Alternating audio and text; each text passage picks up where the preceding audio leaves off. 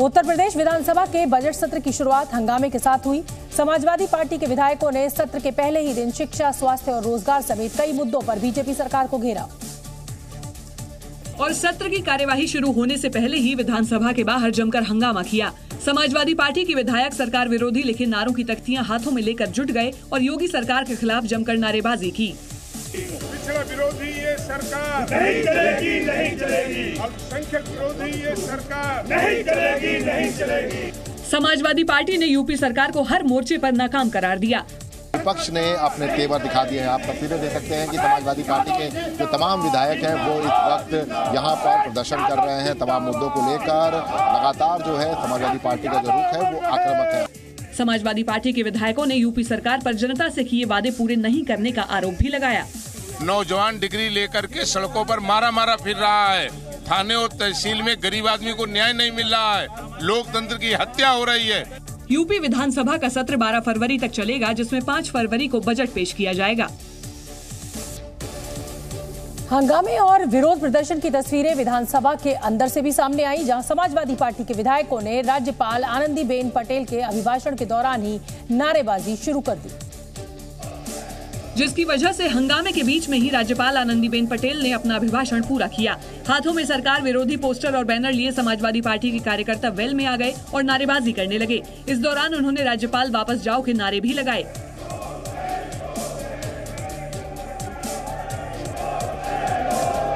वहीं बीजेपी विधायकों ने जय श्री राम के नारे लगाए। इस मौके पर बीजेपी के जितने भी विधायक सदन में मौजूद थे, सभी गले में श्री राम के नाम का पटका पहने हुए नजर आए, जबकि समाजवादी पार्टी के विधायक सिर पर लाल टोपी और गले में लाल पटका पहने हुए दिखाई दिए।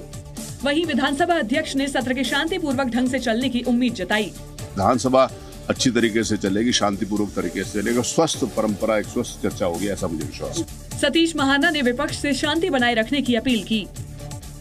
उत्तर प्रदेश विधानसभा के बजट सत्र की शुरुआत के साथ ही सियासी बयानबाजी भी तेज हो गई। समाजवादी पार्टी के अध्यक्ष अखिलेश यादव ने आरोप लगाया कि बीजेपी के शासन में भ्रष्टाचार बढ़ा है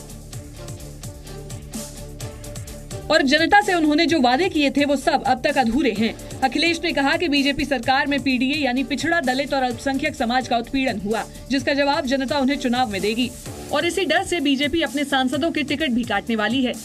ये पीडीए 90% आबादी जो त्रस्त है वो भारतीय जनता पार्टी के खिलाफ खड़ी है, जो बेरोजगार हैं, जो महंगाई से पीड़ित हैं। तो जो सरकार 10 साल के कामकाज के बाद अपने सांसदों की टिकट कट रही हो उनकी, तो उस पार्टी से क्या उम्मीद करोगे आप? वहीं सीएम योगी ने कहा कि राम मंदिर से बने सकारात्मक माहौल का सभी लाभ उठाएं। उस सकारात्मक माहौल का लाभ विरोधी दल भी लेकर के एक सकारात्मक चर्चा का केंद्र विधानमंडल को बनाने में अपना योगदान देंगे। सीएम योगी ने दावा किया कि सत्र में सबको अपनी बात रखने का मौका मिलेगा। अयोध्या में 22 जनवरी को राम मंदिर में प्राण प्रतिष्ठा के बाद से अभी तक 25 लाख से ज्यादा श्रद्धालु रामलला के दर्शन कर चुके हैं। साथ ही राम भक्तों ने रिकॉर्ड तोड़ दान भी दिया है। मंदिर ट्रस्ट से मिली जानकारी के मुताबिक चढ़ावे और दान के जरिए अभी तक 11 करोड़ रुपए मिल चुके हैं।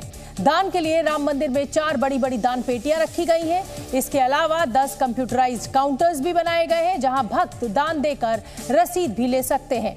ट्रस्ट ने बताया कि मंदिर परिसर में लगी दान पेटियों में अभी तक 8 करोड़ रुपए जमा हो चुके हैं, जबकि चेक और ऑनलाइन माध्यम से ट्रस्ट को 3 करोड़ 50 लाख रुपए मिले हैं। दान पेटियों और दूसरे माध्यम से मिलने वाली रकम की हर शाम गिनती होती है। दान और चढ़ावे की रकम संभालने के लिए बैंक के 11 कर्मचारी और ट्रस्ट के 3 कर्मचारी लगाए गए हैं, जो पैसे गिनने से लेकर उन्हें तिजोरी में रखने का काम करते हैं। ये सब कुछ पूरी पारदर्शिता से होता है। दान पेटी से पैसा निकालने, उसे गिनने और जमा करने तक की सारी प्रक्रिया सीसीटीवी कैमरों की निगरानी में की जाती है। पश्चिम बंगाल के मुर्शिदाबाद में राहुल गांधी की भारत जोड़ो न्याय यात्रा आज सुबह रोक दी गई। जिला प्रशासन ने 10वीं की बोर्ड परीक्षा का हवाला देते हुए इस यात्रा को रोका और रैली या रोड शो की इजाजत नहीं दी। पश्चिम बंगाल के मुर्शिदाबाद से राहुल गांधी की भारत जोड़ो न्याय यात्रा आज सुबह शुरू होने से पहले ही रोक दी गई। जिला प्रशासन ने 10वीं की बोर्ड परीक्षा का हवाला देते हुए रैली और रोड शो की इजाजत नहीं दी, जिस पर कांग्रेस नेता अधीर रंजन चौधरी ने नाराजगी जाहिर की। हम तो शांतिपूर्ण तरीके से निकलना चाहते हैं झारखंड तक, इसमें कोई जरूरत नहीं है कि ये करना है, वो करना है, फलाना करना है।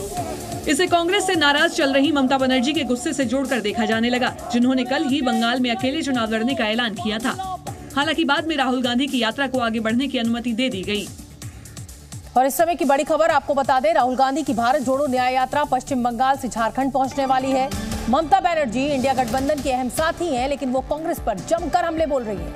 कोलकाता में एक रैली के दौरान ममता बनर्जी ने कहा, मुझे नहीं लगता कि कांग्रेस 300 में से 40 सीट भी जीत पाएगी। कांग्रेस जहां जहां जीतती थी अब वहां भी हारती जा रही है। कांग्रेस में हिम्मत है तो यूपी, राजस्थान और मध्य प्रदेश में जीत कर दिखाए। 40টা সিট পাবে কিনা আমরা জানি না, সারা ভারত 300টা সিট লড়ে।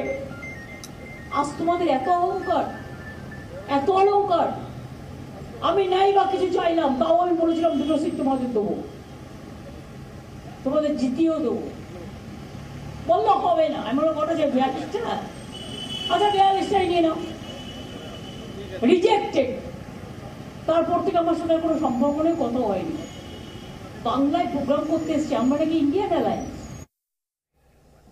कांग्रेस सांसद डीके सुरेश के कथित बयान पर आज राज्यसभा में जबरदस्त हंगामा हुआ। इस दौरान नेता सदन पीयूष गोयल और विपक्ष के नेता मल्लिकार्जुन खड़गे में तीखी बहस भी हुई। और कांग्रेस नेता देश के लिए पार्टी की कुर्बानी गिनाने पर उतर आए। इससे पहले राज्यसभा में नेता सदन पीयूष गोयल ने कांग्रेस सांसद डीके सुरेश के कथित बयान का जिक्र करते हुए उसे विभाजनकारी बताया और नेता विपक्ष से उस पर माफी मांगने को कहा। मैं समझता हूँ कांग्रेस के अध्यक्ष ने इस पर स्पष्टीकरण, क्या ये कांग्रेस पार्टी इस वक्तव्य के साथ अपने आप को जोड़ती है? क्या कांग्रेस की सोच में देश की एकता और अखंडता या देश का संविधान कोई मायने रखता है कि नहीं? पीयूष गोयल के सवाल उठाने के बाद सदन में हंगामा होने लगा। खड़गे अपनी बात कहने के लिए उठे तो बीजेपी सांसद शोर मचाने लगे, जिस पर खड़गे बेफर पड़े। के लिए तो हमारे लोग दो लोग जानते हैं, तुम क्या बोलते हो? देश के बारे में हमारे कांग्रेस के लोग अपनी कुर्बानी दी। दरअसल कांग्रेस सांसद डीके सुरेश ने कल लोकसभा में कथित तौर पर कहा था कि अगर टैक्स के पैसे के बंटवारे के मामले में दक्षिण के राज्यों के साथ अन्याय होता रहा तो दक्षिणी राज्य एक अलग राष्ट्र की मांग के लिए मजबूर हो जाएंगे। हालांकि कांग्रेस अध्यक्ष ने सदन में कहा कि भारत एक है और एक ही रहेगा। अगर कोई भी देश को तोड़ने की बात किया हम कभी सहन नहीं करेंगे, चाहे वो किसी पार्टी का हो। तीखे बार पलटवार का ये दौर तब हल्का हो गया जब मल्लिकार्जुन खड़गे ने बीजेपी के 400 पार के दावे का जिक्र उठाया। ये सुनकर सदन में मौजूद प्रधानमंत्री मोदी भी हंस पड़े। अपने तो 400 पार हो रहा है, मोदी के कृपा से आए हैं, तालियां बजाएं। ये मोदी के कृपा से आए। ये पहला मौका नहीं है जब किसी जानी मानी हस्ती की जान कैंसर ने ली है। एक्टर इरफान खान की मौत भी इसी वजह से हुई थी।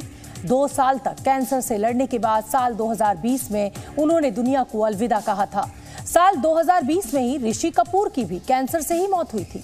2 साल तक ल्यूकीमिया कैंसर से लड़ने के बाद उन्होंने दम तोड़ दिया। बॉलीवुड के पहले सुपरस्टार राजेश खन्ना की मौत भी कैंसर से हुई थी। उन्हें प्रोस्टेट कैंसर हुआ था। विनोद खन्ना भी ब्लड कैंसर से पीड़ित थे। लंबे इलाज के बाद साल 2017 में उनकी मृत्यु हुई थी। हालांकि कुछ सितारों ने कैंसर पर जीत भी हासिल की। संजय दत्त को चौथे स्टेज पर आकर उनके कैंसर का पता चला था, लेकिन उन्होंने कैंसर को हरा दिया। युवराज सिंह ने तो कैंसर से जूझते हुए देश को वर्ल्ड कप जिताया था। उन्होंने दुर्लभ प्रकार के कैंसर पर जीत हासिल की थी। एक्ट्रेस मनीषा कोइराला को भी ओवेरियन कैंसर यानी गर्भाशय का कैंसर हुआ था, हालांकि अब वो बिल्कुल ठीक हैं। एक्ट्रेस महिमा चौधरी ने भी ब्रेस्ट कैंसर को मात दी। कैंसर से जीतने के बाद अब वो लोगों को प्रेरित कर रही हैं। एक्ट्रेस सोनाली बेंद्रे ने भी लंबी लड़ाई के बाद कैंसर को मात दी थी। जी न्यूज़।